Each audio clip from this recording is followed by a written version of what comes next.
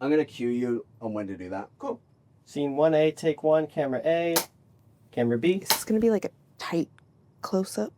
I would have worn something a little more professional if I had known you guys were coming. I mean, I did know you guys were coming. Kevin told me, but he just didn't tell me all the details. Usually I'm a little more, but it's not a big deal. I'm just like the artistic director. It's not a big, but I really appreciate film and everything that you guys do, especially like telling real life stories. I think that's super, super cool.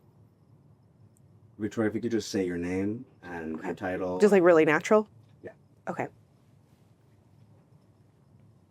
To him? Yeah. Okay, yeah.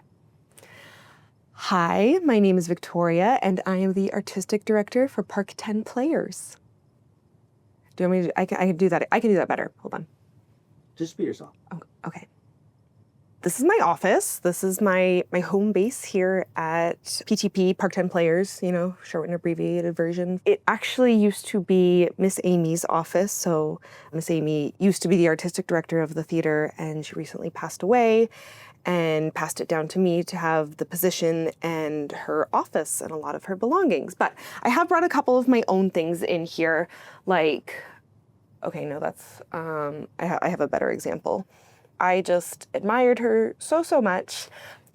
Community theater, people kind of treat that like as a dirty word sometimes, and they look down on it. But for Miss Amy, she really thought of it as the most noble work that you can do, because art is really made for the people, and who needs it more than communities like ours? It's really exciting, and I feel a part of her here with me in the office. Like when I sit at this desk, I used to sit in that chair all the time and ask her, like, what should I do with my life?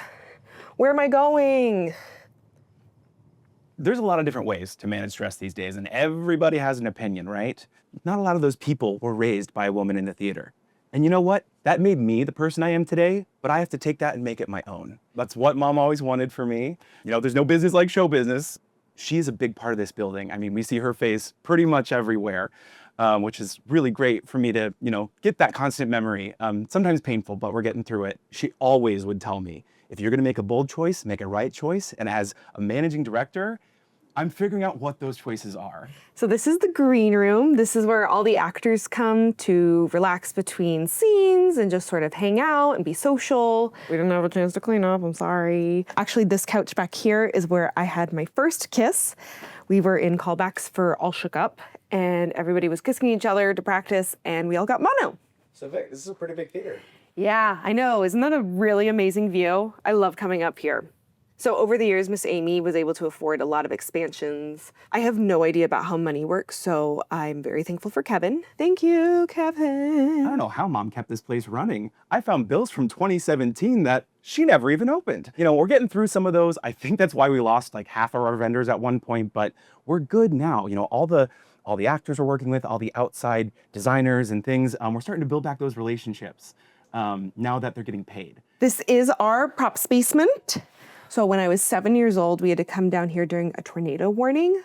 And so all of us who were here, we all signed our names back here on this pillar. My friend Morgan Maxey, I told her we were gonna die as like an acting exercise, not for real.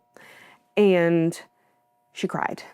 I'm just a firm believer, I don't know if you guys listen to Simon Sinek or not, but he really believes in just coming from your why. And who doesn't appreciate that but artists? I am an artist in a way.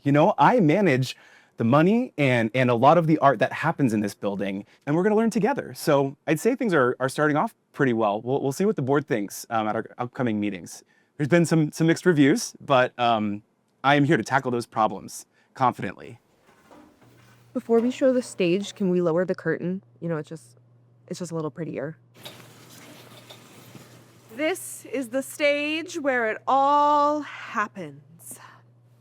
Miss Amy used to huddle us in here before the shows, and she would sit us all down on the stage, and she would say, theater is magic, and blessed are those who create that magic. And I'm really lucky, and I haven't had anybody pass away before, so this was a very new experience for me to lose somebody like this in my life.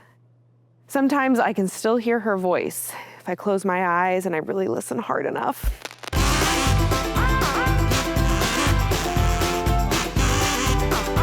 Chris, what are you doing, buddy?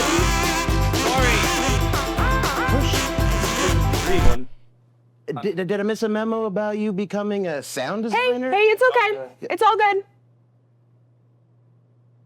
We have a new intern.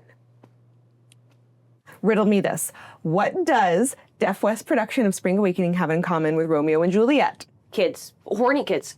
Kids having sex. They're both timeless. I want this to be a timeless production. Yes, I love that. Absolutely. Oh, Caroline. Gosh, she's so much more than just my stage manager. She's my right hand. Picture this. Blue wash staged, open concept, multi-leveled. Yeah, I love that. Wait, multi-level? She's my assistant, she's head of PR, she runs the summer camp for the kids, she does stuff up in the lighting department, she runs the soundboard. Juliet is wearing a tiara and Romeo is wearing his Beats by Dre. Yeah. You see what I'm going for right here? I can totally see that. I think you've done my job more than I have. But you know what? More than that, she's my confidant. Nobody gets my vision quite like her. So I have a condition called aphantasia, which means that I literally cannot visualize things in my mind. Blank slate most of the time. And I first realized that I had this in the 5th grade when Ryan Morrison asked me to draw an elephant with a top hat, and I could not see the top hat. Like, I couldn't even, right now, this is what I'm getting.